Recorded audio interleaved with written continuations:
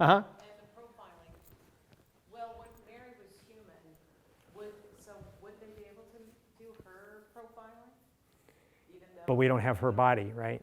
No, her body is in heaven. Yeah. Okay, but the DNA. If you could give me a sample of DNA, I'll take it, though. No, I mean the DNA in the Eucharist.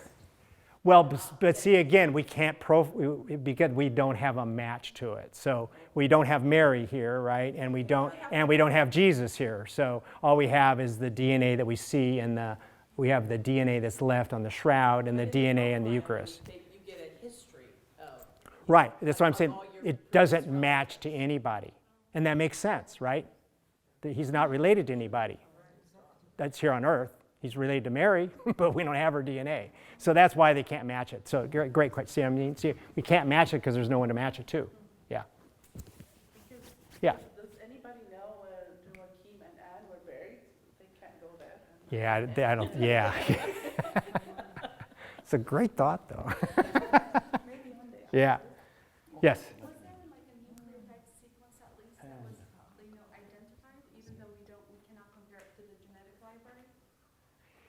Well, again, it's human DNA. So let's go back, because again, there's been lots of, we live in unfortunately, our country is a Protestant country, and so there's a lot of, the early Bible. So that's a lot of why we're struggling with this, is because there's the Bible Museum and all that, saying the earth is 6,000 years old, and so it makes us look like we believe in fairy tales, right?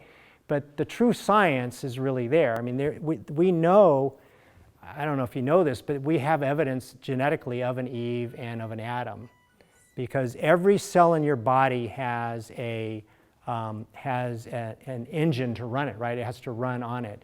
It's called mitochondria. That mitochondria has its own DNA. Every human being has the same copy of DNA. Every human being has the same, and the mitochondria comes from the woman. Okay, so that mitochondrial DNA comes from Mary, so there really was an Eve, and every Y chromosome you can trace back to a single type of Y chromosome. So there really was an Adam and an Eve, and we don't know how the rest fills out, but we have genetic evidence of that now. So that's part of the problem, is that and as you know, the early DNA studies were not well done. I mean, because my wife was really into it. So we did these DNA. It was showing me coming from all these different weird countries that I know we didn't come from. And you got to get enough sample size to make it valid. And now it's getting better. But there's still errors in that. And people have intermixed now over the generations. So the Italians today, they had Greeks. They were in the Greeks or Spanish. I mean, everything is so intermixed that it's very difficult to get to pure. Pure DNA, you can, like in the Aleutian Islands, you can get to the Native Americans there, but it's very hard elsewhere to get, because there's been such an intermixing. It's the same problem that we have with the Shroud. It's been touched by so many people. It's really hard to get pure, accurate DNA samples from there. It takes a lot of work. How is it preserved now? It's in a case. It used to be just in a bulletproof case, but there was a fire in the 90s, I think? There was a big fire, after the fire of Chambray, there was another one in the 80s or 90s. It was really a bad fire, too. They had to break the bulletproof case to get it out. It's now in a hermetically sealed case, vacuum sealed, so it won't be in the air. But again, like I said, when you're this close to it, you can see the image that you're seeing there that pops out to you when you do the photographic negative. You can see it. It's faded, but you can see it. It's there, yeah. So why can't this be just another Jewish individual who lived around the time of Jesus, Mm-hmm. and just another normal individual? And if so, do you think the energy that you were talking about? So you showed the picture of the Hiroshima bomb and how that thing just left a shadow of that person. Do we know that's the only way to get an image imprinted into a cloth, or are there other ways to do so? Right. Again, on the upper 6 microns, that's the deciding part. So you can get images on other ways, but not on the upper 6 microns, right? And without a paint, a dye, or scorch, It's so they realize it's rapid dehydration using pure light energy, which again, God is pure light energy. I mean, we know He's the light. He says He's the light.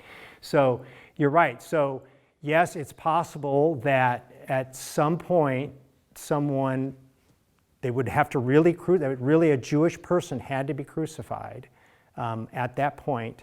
It so then happened that their DNA, their blood type matches the Eucharistic miracles, because the same people that did that aren't doing the Eucharistic miracles. No one's behind those, right? And there's no, so it would have to, they would have to know that down the road people are going to match that.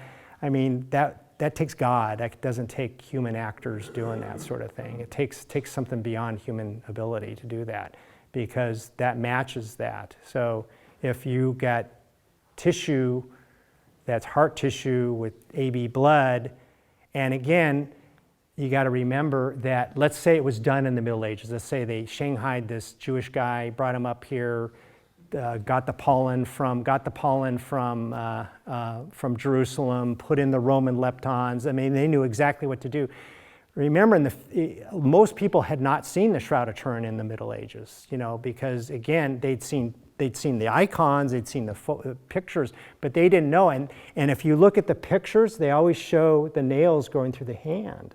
How would they know that the nails actually went through the wrist? And the reason they have to go through the wrist is if they go through the hand, it would tear, it would break the bones, it wouldn't support the weight. How would they know that? How would they know to put the Roman leptons there? How would they know to put the Jewish phylactery there? How would they know that he was dressed like a rabbi? Again, prior to 525, the pictures, if you look of Jesus, he looks like a Roman boy. They didn't know.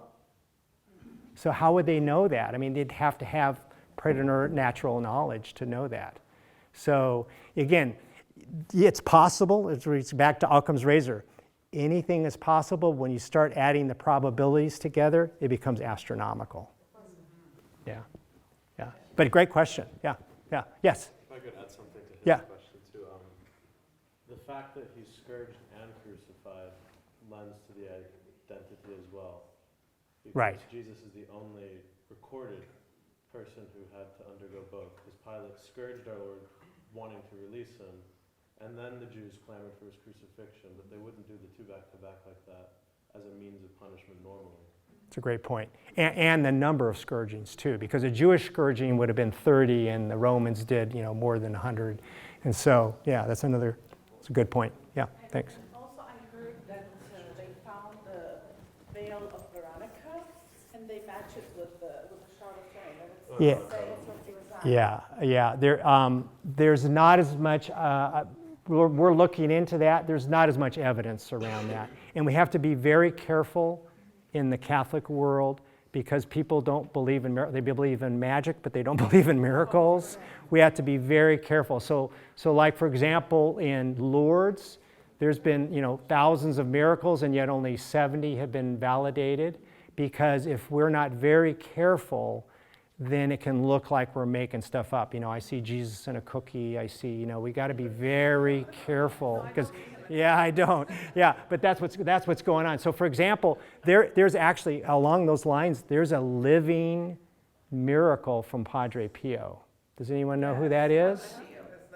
No, a living from him. Do you know who that is? Her name is Gemma.